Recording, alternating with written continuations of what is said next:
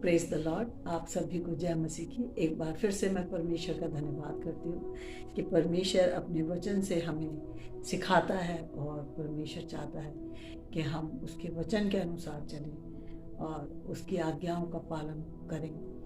देखिए, जैसे कि हमने पिछली दफ़ा देखा था कि एक व्यक्ति यप्त्याह, जिसका जीवन जो था, वो व्यक्ति जो था वो बड़ा शूरवीर था, वेश्या का बेटा था और उसके अपने ही घर वालों ने उसे घर से बाहर निकाल दिया कि उसके साथ साथ वो परमेश्वर के साथ वफादार था। वो लुच्चे लोगों के बीच में रहा, लेकिन उसने एक वादा किया था। वो वादा जो कि एक पूरा समर्पण बन गया। वो वादा जो उसने किया था, उसके लिए वो ही नहीं बल्कि उसका परिवार का एक ऐसा जन जिसे वो बहुत प्यार करता था। आज हम उसे देखेंगे कि उसके परिवार का कौन सा ऐसा सदस्य था जिसने उसके किए हुए वादे को, जो उसने परमेश्वर से किया था, उसे पूरा किया। आइए हम देखते हैं न्यायों की पुस्तक और उसके 11 अध्याय से।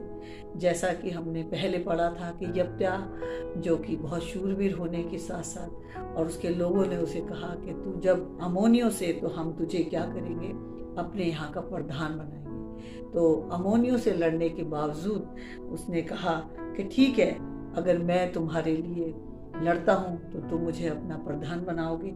इस बात को परमेश्वर सुन रहा था और उसने कहा कि अगर परमेश्वर मुझे इस युद्ध में जिता देगा तो मैं भी एक मन्नत मांगता हूँ। और उसने क्या मन्नत मांगी, आज हम उसे देखेंगे। तो यहाँ पढ़ते हैं कि जब परमेश्वर का आत्मा, यहोवा का आत्मा, न्यायों की पुस्तक 11 अध्याय और उसकी 29 में लिखा है कि जब यहोवा का आत्मा यप्ताह में समा गया और वह गिलाद और मनशे से होकर गिलाद के मसमे में आया और गिलाद के मसमे से होकर अम्मोनियों की ओर चला, और यप्त्याह ने ये कहकर यहोवा से मन्नत मांगी। तो हम देखते हैं यप्त्याह जो था उसने परमेश्वर से मन्नत मांगी। वो मन्नत क्या थी?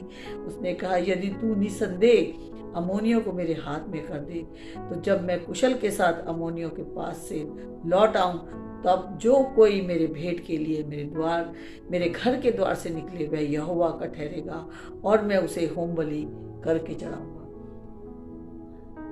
मन्नत जो यप्त्याह ने मांगी थी, उसे नहीं मालूम था कि उसके घर से कौन निकलेगा। और होम बलि का अर्थ होता है जिंदा अग्नि में डाल देना, आग में डाल देना और उसे यहोवा के लिए होम बलि करके चढ़ाना।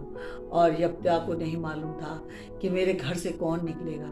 उसने सोचा कि मेरे घर से या तो भेड़ निकलेगी या कोई मेरा दास या दासी निकलेगा, मुझे उसे नहीं पता था और कि उसके घर से कौन निकलने वाला है।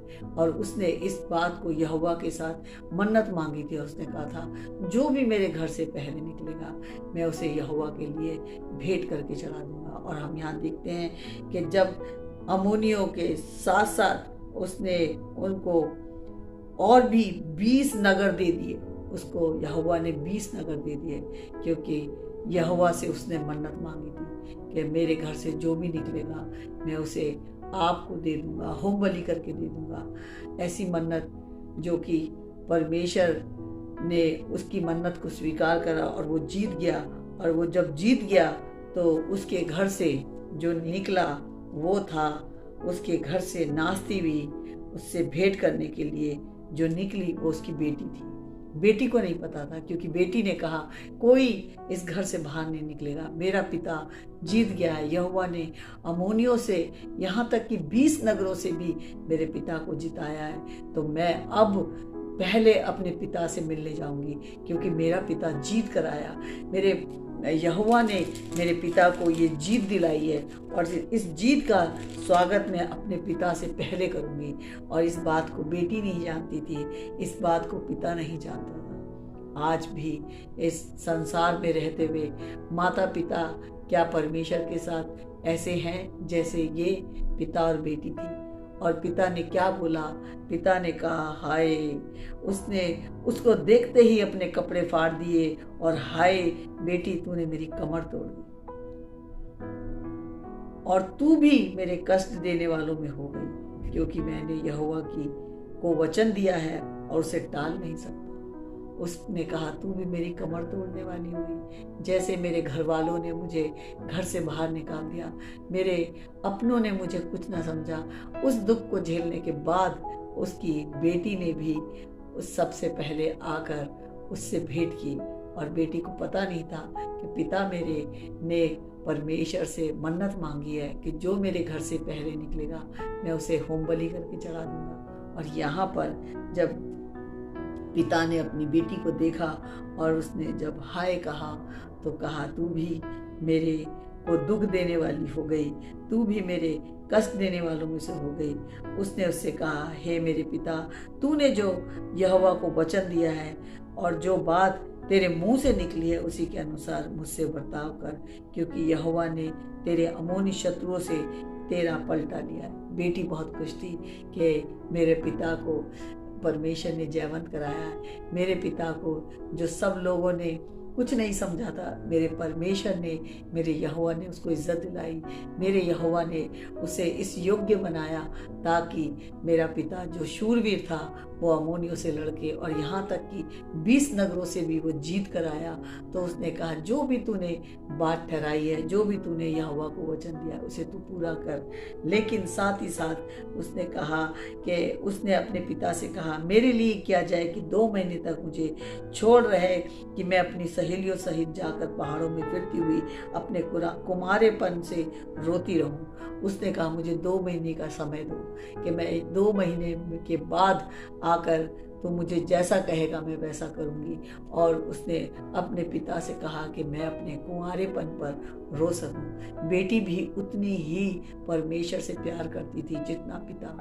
आज हमारा परिवार का हर एक सदस्य क्या परमेश्वर से इतना ही प्यार करता है? हमारे परिवार का हम और मैं और मेरा बेटा और बेटी परमेश्वर के साथ इतने प्यार करते हैं। हमें देखना है कि हमारा परिवार जो कि परमेश्वर से इतना ही प्यार करता है कि हम सब एक समान अपने परमेश्वर से प्यार करते हैं। हमें अपने आप को जांचना है, चेक करना है कि हम जो परमेश्वर से मन्नत मांगे या हम परमेश्वर से कोई वादा करें तो हम उसे पूरा कर रहे हैं कि नहीं। हमने कहा था कि यीशु तू मेरा प्रभु, तू मेरा उद्धार करता है, आज से मैं तेरे लिए जीऊँगा।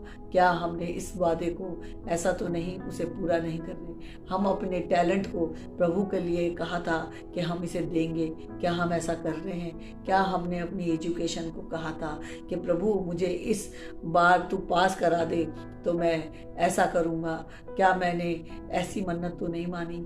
हमें देखना है कि कहीं मैंने यहोवा से ये तो नहीं कहा कि यहोवा मेरा ये काम हो जाए तो मैं ये इस मन्नत को पूरा करूँगा। हमने कहीं अपनी मन्नत को ऐसा तो नहीं उसे पूरा नहीं किया। तो आज हमें चेक करना है कि हम भी यप्त्याह की तरह अपनी मन्नत को पूरा करने वाले बने जैसे यप्त्याह और उसकी बेटी ने किया। और वो 2 महीने तक क्या हुआ कि वो 2 महीने तक पहाड़ों पर अपने कुंवारेपन के लिए रोती रही। और हम सोचते हैं, हम देखते हैं यहाँ पर कि जब वो पहाड़ों पे चिल्ला रही होगी, रो रही होगी तो पूरे इस्राएल में उसकी आवाज़ गूंज रही होगी, क्योंकि वो ऊंचाई पर जाकर रो रही थी। ऊंचाई पर जाकर वो वहाँ पर अपने कुंवारेपन के लिए रो रही थी। और इस बात को इस्राएल ने बहुत ध्यान से सुना होगा। और उन्होंने यहाँ पर लिखा है 2 महीने बीतने पर मैं अपने पिता के पास लौट आई और उसने उसके विषय में अपनी मानी हुई मन्नत को पूरा किया। उस कन्या ने पुरुष का मुंह कभी ना देखा था। इसलिए इसराइलियों में ये रीति चली कि इस्राएली स्त्रियां प्रतिवर्ष यप्ता गिलादी की बेटी का यश गाने को वर्ष में 4 दिन के लिए जाया करती थी। तो यहाँ से हमें पता चलता है कि जब यप्त्याह की बेटी चिल्ला रही थी, जोर जोर से रो रही थी, तो पूरे इस्राएल में इस बात की खबर चली गई। और इस बात के लिए वहाँ पर इस्राएल की स्त्रियाँ जो थी वो प्रतिवर्ष 4 दिन के लिए ऐसा करने के लिए पहाड़ों पर जाया करती थी। यप्त्याह का विश्वास हमें ओल्ड टेस्टमेंट के साथ साथ न्यू टेस्टमेंट में भी मिलता है। इब्रानियों 11 और उसके यहाँ पर इस तरह से लिखा है, हम देखते हैं इब्रानियों 11 और उसके 32 आयत से हमें पता चलता है कि यहाँ पर पौलुस ने विश्वासियों की एक बहुत बड़ी लिस्ट बनाई थी कि कैसे लोग थे विश्वासी। हमें देखने को मिलता है कि किस तरह से इब्राहिम अपने विश्वास में था, किस तरीके से यूसुफ जो था वो परमेश्वर के साथ चलते चलते वो परमेश्वर की आज्ञा का पालन करता था। मूसा जो कि उसके माता पिता ने उसको वो उस मिस्र की सरकार से न डरे, बल्कि उन्होंने अपने बेटे को 3 महीने तक अपने पास रखा, और उसके बाद जब उसका बेटा उसे पता चला मूसा को, तो उसने अपने परमेश्वर के लिए, अपने भाई बहनों के लिए अपना राजमहल छोड़ दिया। और यहाँ हम देखते हैं कि इसके साथ साथ यहाँ पर लिखा है, अब और क्या कहूँ क्योंकि समय नहीं रहा, गिदोन का, बराक का और शमशोन का और यब्ता का। हम देखते हैं कि यब्ता भी जो था वो इस तरह का विश्वासी था। हम ओल्ड टेस्टमेंट से पढ़ते हैं, लेकिन हमें न्यू टेस्टमेंट में भी यब्ता का नाम मिलता है कि यब्ता जो था वो अपने परमेश्वर के साथ कितना वफादार था। आज मुझे और आपको भी अपने परमेश्वर, क्योंकि हम अनुग्रह के समय में परमेश्वर ने हमारे लिए प्रभु यीशु मसीह को दिया है, और हमने जो प्रभु यीशु मसीह से वादा किया है कि यीशु तू मेरा प्रभु, मेरा उद्धार करता, मेरा दृढ़गढ़ है, मैं भी अपने जीवन की आखिरी सांसों तक तेरी महिमा करूंगी। मैं भी जीवन की आखिरी सांसों तक उन लोगों तक भी सुसमाचार पहुंचाऊंगी जिन्होंने अभी तक आपका सुसमाचार नहीं सुना। मैं भी प्रभु जी हर दिन घर से बाहर जाऊंगी और किसी ना किसी को आपका सुसमाचार सुनाऊंगी। अगर ऐसा वादा मैंने या आपने, जिसने भी किया है, उसे पूरा करने के लिए हमेशा तैयार रहें, क्योंकि परमेश्वर ने हमारे जीवन में ये जो आशीष दी है, क्योंकि हमारा नाम जीवन की पुस्तिका में है। और जिस किसी ने भी अभी यीशु को नहीं जाना है वो भी जाने, क्योंकि बिना यीशु के हम स्वर्ग नहीं जा सकते, और बिना यीशु के उद्धार नहीं, क्योंकि पृथ्वी पर एक ही नाम दिया गया है। प्रेरितों के काम 4:12 में लिखा है कि एक नाम दिया गया है, यीशु मसीह, जिसके द्वारा हम उद्धार पा सकते हैं। आइए मैं प्रार्थना करूं। महान जीवित पिता परमेश्वर, मैं धन्यवाद करती हूँ सुंदर दिन और समय के लिए पिता। जिस तरह से यब्ता और उसकी बेटी वफादार थी आपके साथ, इसी तरह मैं और मेरा घराना भी, क्योंकि आपके वचन में लिखा है कि तू विश्वास कर तो तेरा घराना उद्धार पाएगा। मेरा घराना भी प्रभु जी आपकी खिदमत के लिए, आपकी महिमा के लिए अपने जीवन से पहला स्थान देने वाला बने, ताकि प्रभु जी जब तक हम इस पृथ्वी पर हैं आपकी महिमा हमारे जीवन से होती रहे। सारी महिमा और सारा आदर आपको देती हूँ, यीशु मसीह नासरी के नाम से, आमीन।